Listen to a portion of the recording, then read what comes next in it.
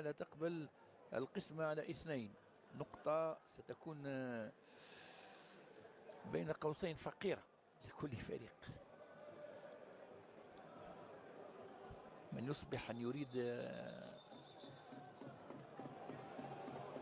غني عليه أن يفوز اليوم ب3 نقاط. هاي كرة لحبري يصعب التصويب والهدف. الهدف الأول من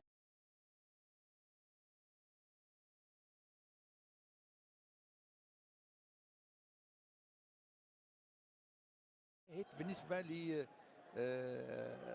للضيف الترجي الرياضي المستغانمي، والركنية من سيدي علي العمري. القدم اليسرى عالية والرأسية الأولى ثم التصويب وهدف التعديل كان ممتاز من بن عمار بن علي بالقدم اليمنى يعادل النتيجة بعد ركنية أخذ ورد وفي الزاوية البعيدة، كان حطها تماما يعني ما ضربهاش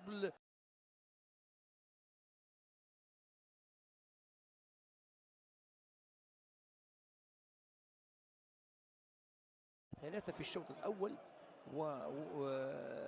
وفرصة في الشوط الثاني، وهدف محقق قبل قليل بعد الرأسية، رغم أنها لم تكن قوية ولكن كانت صعبة. هاي كرة عرضية والرأسية مرة أخرى والهدف هذه المرة.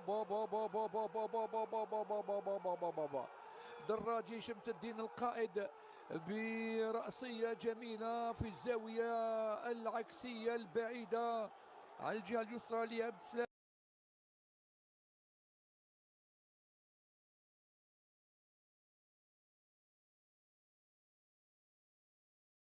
كرة مقطوعة من هناك إلى توفيق عدادي نحو سيديري للعدادي، يبحثون عن الهدف في هذه اللحظات والهدف يأتي 1-0 لأولمبيك أقبو.